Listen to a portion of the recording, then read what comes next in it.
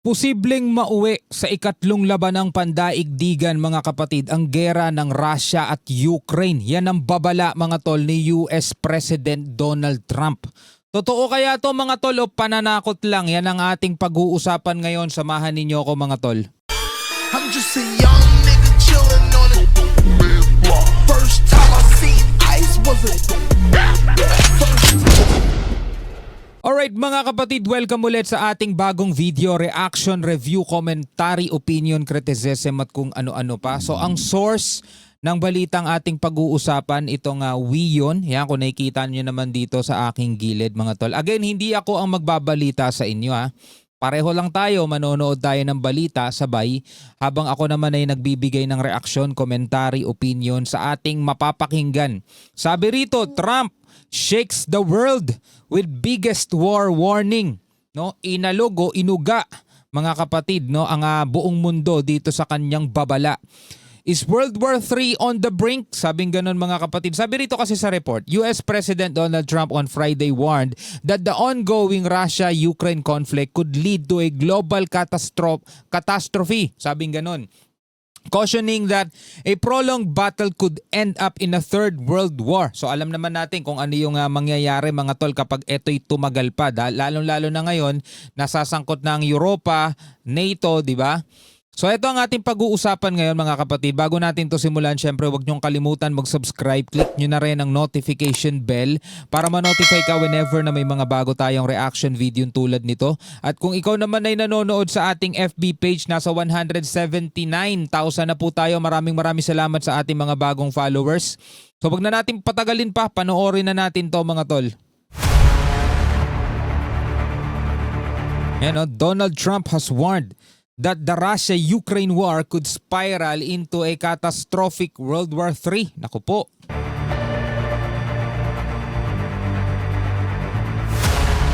Actually, kung mapapansin niyo mga tol, no, hindi man magkakakonekta, pero napakaraming bansa na ngayon mga tol ang nagkakagulo.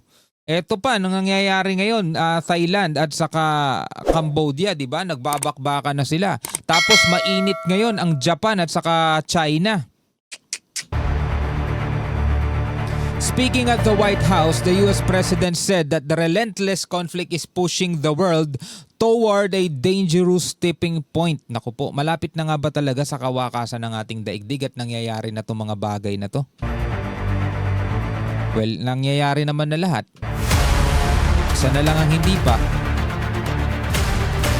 Trump revealed that nearly 25,000 people, most of them soldiers, were killed in the war in just the last month. Napakaraming nasawi. Karamihan mga sundalo.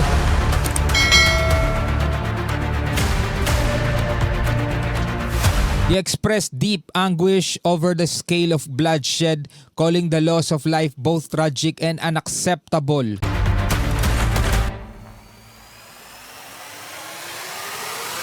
Sabing ganun ni Trump, pero hindi rin natin masyadong matanggap yung sinasabi ni Trump kasi 'di ba? Marami rin siyang pinapasabog na bangka na may mga nasasawi din. Alam naman natin 'yun. I want the killing to stop, Trump said, emphasizing his urgent push to bring tensions to an end. Trump said that his administration is working tirelessly to prevent further escalation. Yun ang sabi ni Trump mga tol. Well, kayo na lang bahala magbigay ng reaksyon at komentary pa dun.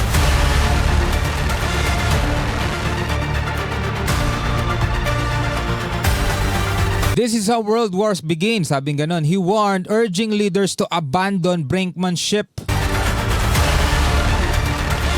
So sa ganitong bagay daw, mga ganitong kaganapan daw, nagsisimula ang labanang pandaigdigan.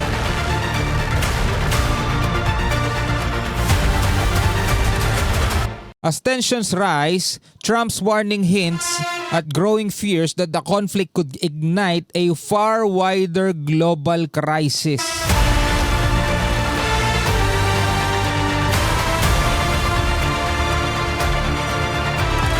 Well, alam naman natin mga kapatid, ang ating daigdig is nagdaan na sa napakaraming labanan. Kahit noon pa mga tol, panahon pa ng mga sinaunang tao na nabuhay rito sa mundo, nagkakaroon na talaga ng digmaan, di ba? Gera.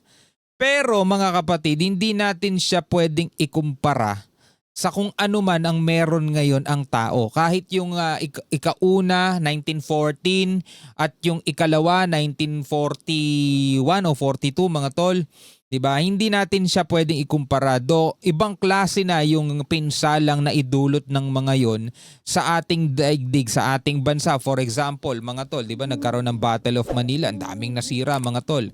Ang pinakatumapos is yung hinulugan ng Amerika, ang Japan, mga tol, nung atomic bomb, di ba? Doon sa Nagasaki at saka sa Hiroshima.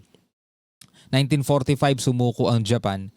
Pero kung anong meron ngayon, mga tol, ang sangkatauhan, talagang kung babalikan nga natin yung sinabi ni Einstein, kung magkakaroon daw ng ikatlong laban ng pandaigdigan o WW3, at biglang magkakaroon pa ulit ng ikaapat, WW4, baka naghahampasan na lang daw tayo ng patpat.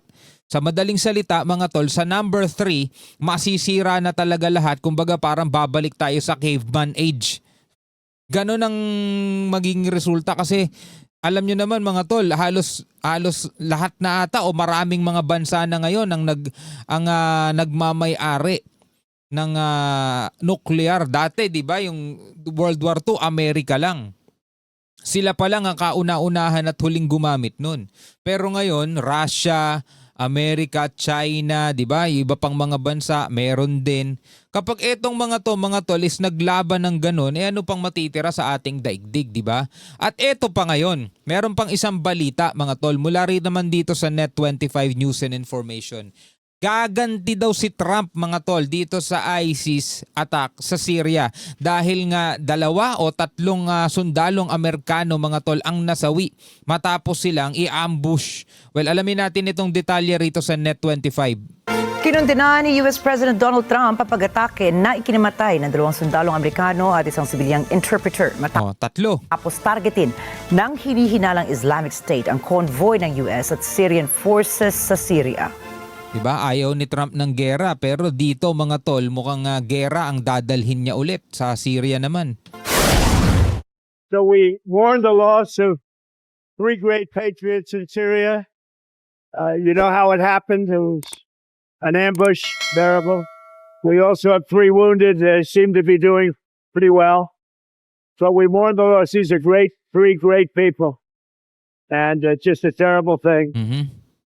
Syria, by the way, was fighting along with us. The new president of Syria is, as they told me, and I'm not surprised, he's devastated by what happened. This was an ISIS attack on us and Syria. And again, we mourn the loss and we pray for them and their parents and their loved one. Very, very sad. Yeah.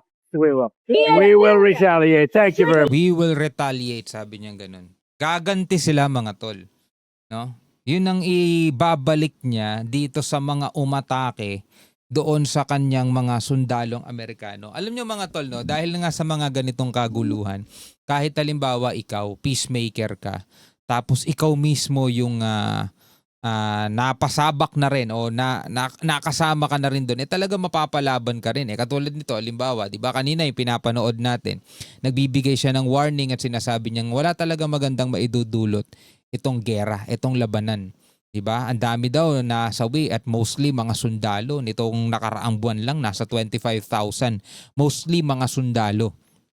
Tapos eto ngayon, mga tol, is magre-retaliate daw ang Amerika. Hindi natin alam kung ano yung klaseng retaliation ang gagawin nila. Abangan na lang natin yan sa mga susunod na balita.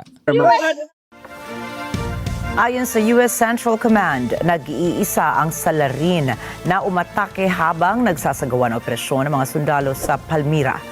3 pang sundalo ng US ang sugatan habang napatay naman ang suspect. Ayon sa mga opisyal, posibleng may kinalaman ang Islamic State, bagamat wala pa itong inaakong pananagutan.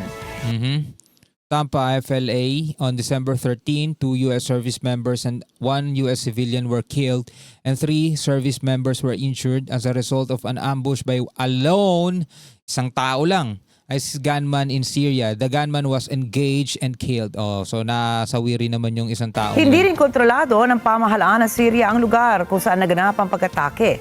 Pansamantalang hindi muna ilalabas sa mga pangalan ng nasawing sundalo habang inaabisuhan ang kanilang mga pamilya. Grabe, no? Ang tindi ng mga nangyayari ngayon sa ating daigdig, 'di ba? Nitong nakaraan nga lang sa Australia, 'di ba? Yung mass shooting.